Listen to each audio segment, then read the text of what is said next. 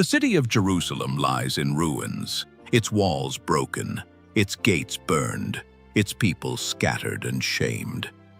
Far away, in the golden halls of Persia, a man named Nehemiah serves wine to a king, yet his heart bleeds for a city he's never stopped loving. When word reaches him of Jerusalem's desolation, sorrow turns into purpose, and a single prayer ignites a divine mission. This is not the tale of a warrior or prophet, but of a cupbearer who became a reformer, a man who rose from tears to triumph. This is the story of Nehemiah, the man who rebuilt what others had forgotten.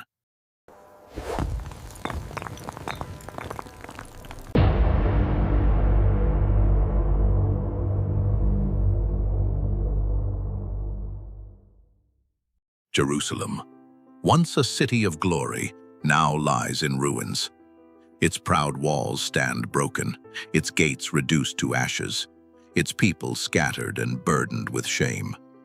Far away, in the golden courts of Persia, Nehemiah, a humble cupbearer to a mighty king, serves with steady hands, yet carries a heart that mourns for the city of his fathers. One day, his brother Hanani arrives with news of Jerusalem's desolation, and sorrow pierces Nehemiah's soul. Overcome with grief, he falls to his knees, tears striking the cold floor as he lifts his voice toward heaven, a cry born of anguish, faith, and unbroken love. O Lord, God of heaven, let your ear be attentive to the prayer of your servant. We have sinned against you, but remember your promise. If we return to you, you will gather us again. For days, Nehemiah fasts and prays, seeking the favor of the Lord as he intends to approach King Artaxerxes. One day, as Nehemiah served King Artaxerxes, the ruler noticed the sadness in his eyes. "Why does your face look so sad when you are not ill?" Fear grips him. No servant dares appear sad before the king. Yet courage whispers within his spirit. O king, may you live forever. How can I not be sad when the city of my ancestors lies in ruins and its gates are burned with fire? The king leaned forward. What is it you want? Before answering, Nehemiah prayed, right there, in the seconds before speaking. Then he said, If it pleases the king, send me to the city in Judah where my ancestors are buried, so that I can rebuild it. The audacity was staggering. How long will your journey take? The king asked. Nehemiah set a time. The king agreed. But Nehemiah pushed further. He asked for letters of safe passage and timber from the royal forest. Nehemiah wrote, Because the gracious hand of my God was on me, the king granted my requests. With royal letters, supplies, and escort of soldiers, Nehemiah sets out to rebuild the wall. And Nehemiah's story is about to change forever. When he reaches Jerusalem, the sight before him steals his breath. Stones lie scattered, charred gates crumble in the wind. The people move like shadows, weary, defeated, without hope. But Nehemiah tells no one of his plan. For 3 days he observed.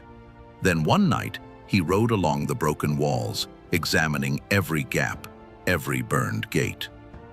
At points, the rubble was so thick he had to climb off his horse and go on foot. By dawn, Nehemiah knew exactly what was needed to rebuild the wall. Nehemiah gathered the leaders. You see the trouble we are in. Jerusalem lies in ruins, and its gates have been burned with fire. Come, let us rebuild the wall of Jerusalem, and we will no longer be in disgrace. He told them about God's hand upon him and the king's support. Their response was electric. Let us start rebuilding. Within days, work began. Nehemiah organized brilliantly. Each family built the section near their own home. People work hardest to protect what's theirs. But not everyone was happy. Sanballat the Horonite, Tobiah the Ammonite, and Geshem the Arab were furious. They had profited from Jerusalem's weakness. A rebuilt Jerusalem meant losing power. Sanballat mocked. What are those feeble Jews doing? Can they bring stones back to life from those heaps of rubble? Even a fox climbing on it would break down their wall. Nehemiah prayed and kept building.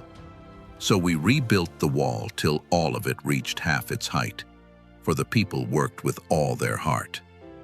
That's when the real attack began. The enemies plotted to attack Jerusalem. Fear gripped the workers. Some nobles complained. Nehemiah refused to quit. He stationed guards at vulnerable points and declared, "Don't be afraid of them. Remember the Lord, who is great and awesome, and fight for your families, for your sons and daughters, for your wives and homes." From that day on, half the workers built, while half stood guard. Those carrying materials worked with one hand and held a weapon in the other. They built with a trowel in one hand and a sword in the other. If you have made it this far in the video, please like, subscribe, drop a comment, and share. Jerusalem was rising again. Amid dust and stone, Nehemiah faced more than broken walls. He faced broken hearts.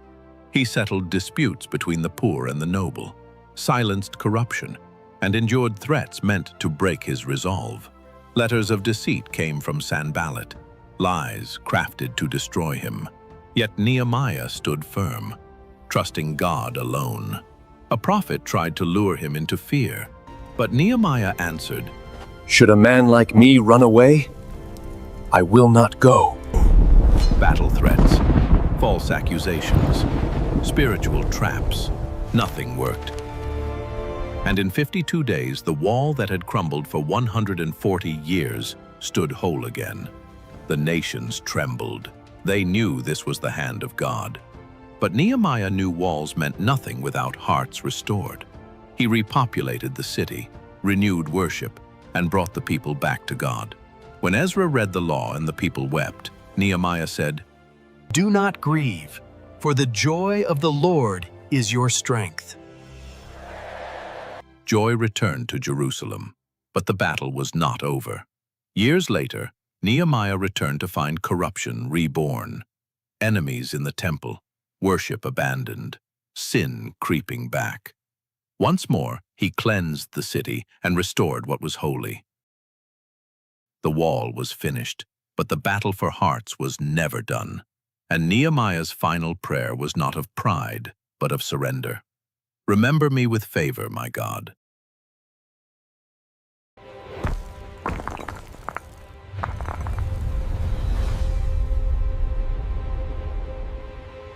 Nehemiah's story isn't just about walls of stone.